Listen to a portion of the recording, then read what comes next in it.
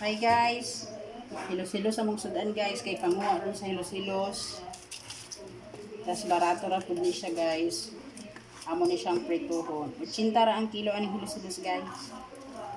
Mo ni siya ipanguha ron diri sa truso. Hilos-hilos. Hindi siya pinakcrunchy nga perito guys. Ano siya iprituhon. Hilos-hilos siya. First ka kay guys. Agko kayo siya.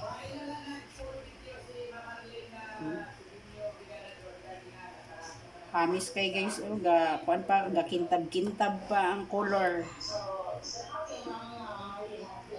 Daghang kay ning ani guys. Barato ra siya. 80 lang ang kilo. Oh, asa pa ka. Sa Manila ni guys, mahal na ni. Nadili pud siya fresh. Dire kay mga pay pagkuha ni guys. Pero gikuha ra gyapon ako siya hasang o tinae, biskig fresh pa siya.